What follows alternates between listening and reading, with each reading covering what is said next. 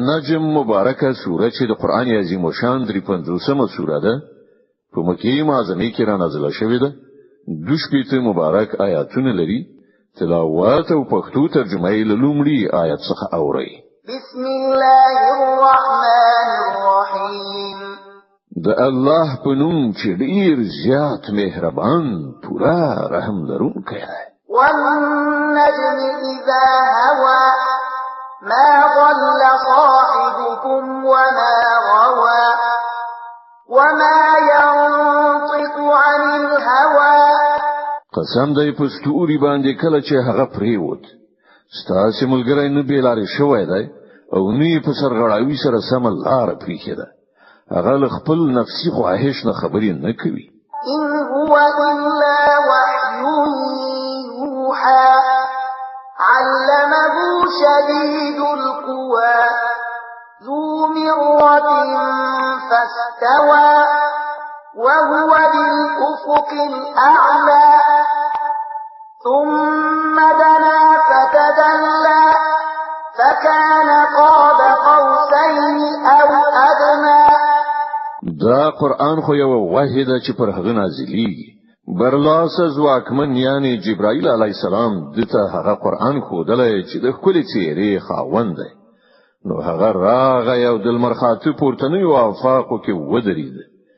بیا نږدې راغی او پاس ځوړن شو تر دې پورې چې د دوه لیندیو برابر یا لدینه څخه کومه فاصله کې محمد ته نږدې پاتې شو. فأوحى إلى عبده ما أوحى. هلنو هغه د الله بنده ته وحی ورسوله هر وحی چې هغه ته رسیدونکي و. ما كذب الفؤاد ما رأى. سترګو چې څه ولیدل زړه په هغه کې دروغ ګډ نه کړ.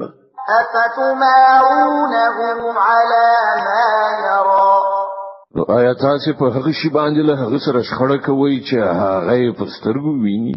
ولقد رآه نزلة أخرى عند سدرة المنتهى عندها جنة المأوى.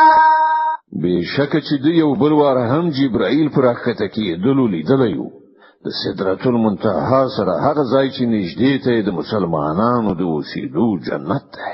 إذ يغشى السدرة ما يغشى ما زاغ البصر وما طغى لقد رأى من آيات ربه الكبرى.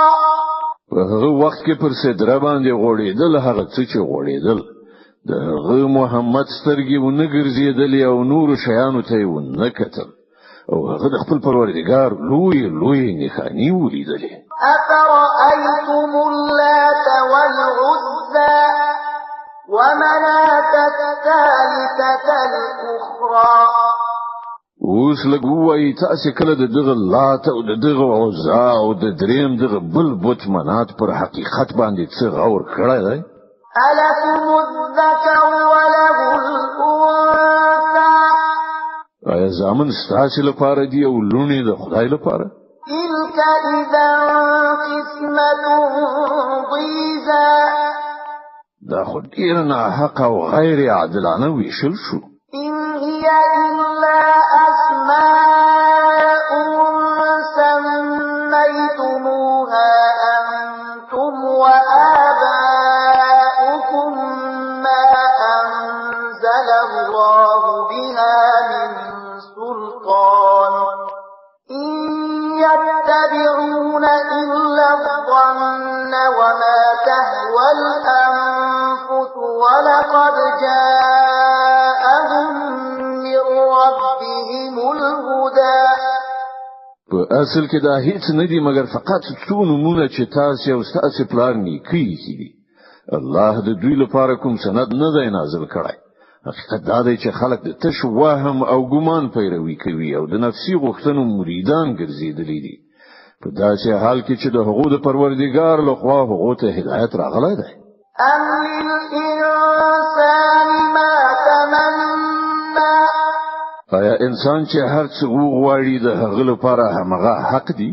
فلله الآخرة والأولى. دنیا او آخرت مالک خو یوازې الله دی. وكم من ملك في السماوات لا تغني شفاعتهم شيئا إلا من بعد أن يأذن الله لمن يشاء ويرضى. په اسمانونو کې چې څومره فرښتې موجودې دي د هغو شفاعت هیڅ په کار نشي راتلای تر څو پورې چې الله د یو داسې چا په حق کې د هغې اجازه ورنکړي. هغه هم د هغه چا لپاره چې هغه عریضه اوریدل وغواړي او هغه ته خوښ شي. إن الذين لا يؤمنون بالآخرة ليسمون الملائكة تسمية الأنثى. حکم کسان چې آخرت نه مني هغوی په پرښتو باندې د خزینه معبودانو نمونه ږدي. وما لهم به من علم إن يتبعون إلا الظن وإن الظن لا يغني من الحق شيئا. په داسې حال کې چې له دوی سره د دغه معاملې هیڅ علم نشته.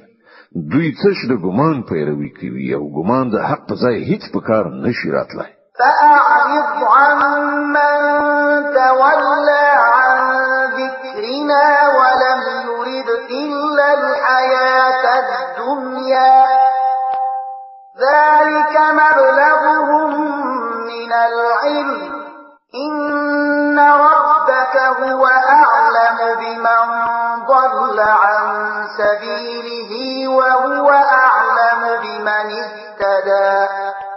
نو ای پیغمبره څوک چې زمونږ له ذکر نه مخ اړوي او د دنیا له ژوند نه پرته بل هدف نشته هغه پر خپل حال پرېږده. د دغو خلکو د علم حد فقط هم دغه دی.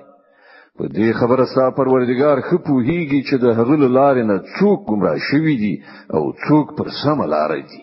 ولله ما في السماوات وما في الأرض ليجزي الذين أساءوا بما عملوا ويجزي الذين أحسنوا بالحسنى. او د زمکه او اسمانونو مالک هم دا الله دی ترڅو الله بدی کوونکو ته د هغو د عمل بدل ورکړي او هغو کسانو ته ښه مکافات ورکړي چې هغوی خیر او غوړه کړی ده.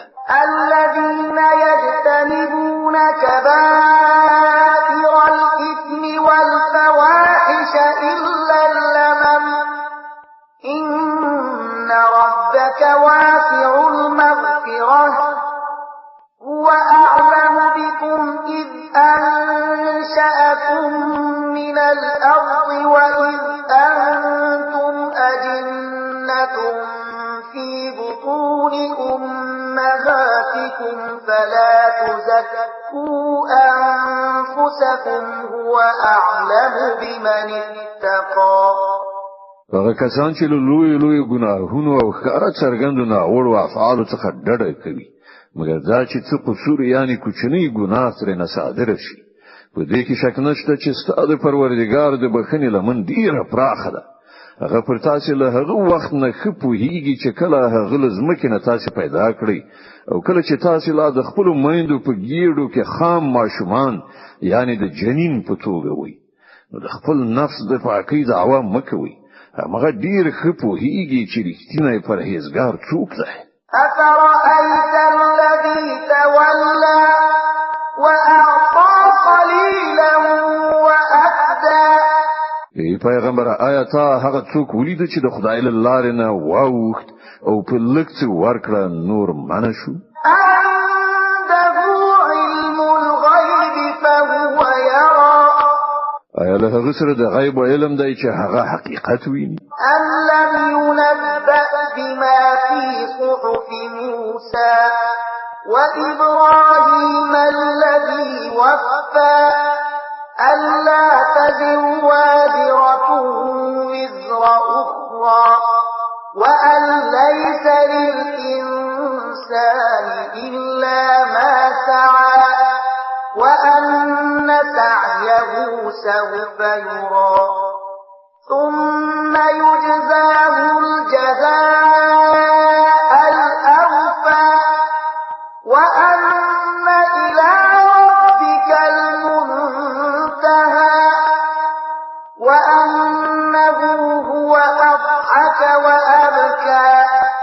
وأنه هو أمات وأحيا وأنه خلق الزوجين الذكر والأنثى من نطفة إذا تمنى.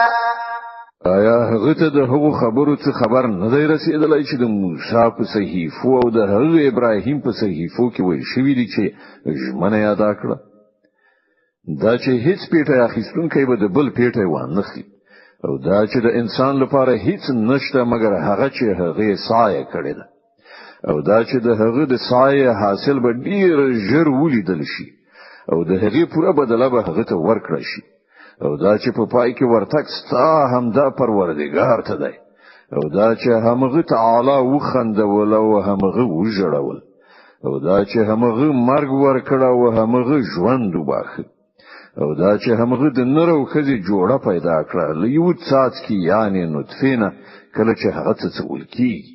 وأن عليه النشأة الأخرى وأنه هو أغنى وأقنى وأنه هو رب الشعرى وأنه أهلك عادا الأولى. او دا چې بیا ژوندې کوله هم د همغه پر ذمہ ده او دا چې همغه بډای کړه او شتمنی ورکړه او دا چې همغه د شعرا دستوري رب ده او دا چې همغه لومړنی عاد هلاک کړ. وثمود فما أبقى وقوم نوح من قبل إنهم كانوا هم أظلم وأطغى. او سمودي داسې لمنځه یو وړ چې له هغه نه هیڅوک باقی پرې نه خود او له هغه نه مخکې د نوح قوم تبا کړ ځکه چې هغه ډیر سخت ظالمان او سرغړونکي خلک. والمؤتفكة أهوى فغشاها ما غشا. او هم د لوط د قوم پر بل مخاړول شوی کارونه یې ښکته راوغورځول به پر هغه باندې هغه څه خواره کړل چې تاسو په هیږي چې څه یې خواره کړل. فبأي آلاء ربك تتمارى. نو اے مخاطبه د خپل پروردگار په کوم نعمتونو کې به ته شک وکړي. هذا نذير من النذر الأولى. دا یو ویرونه ده لمخې راغلی ویرونو څخه. أزفت الآزفة ليس لها من دون الله كاشفة. راتلونکی ساعت یعنی قیامت را نږدې شوی دی له الله نه پرته څوک د هغه ایستکونکی نشته. أفمن هذا الحديث تعجبون وتضحكون ولا تبكون وأنتم سامدون. نو آیا همدا هغه خبرې دي چې تاسو په تعجب ښکار کوي خاند یو ژاړي نه او په سندرو غږولو سره د هغو مخه نیسي. د النجم مبارکه سوره چې د قران عظیم شان 53مه سوره ده په مکه معظمه کې را نازله شوې ده. د شپږ مبارک آیاتونه لري. تلاوت او پښتو ترجمه یې له 2 آیت څخه اوري چې د دې آیت په اوریدلو سره یو د تلاوت سجده واجب کیږي. فاسجدوا لله واعبدوا. سرخ کته کړی د الله په وړاندې او بندگی په ځای راوړی. د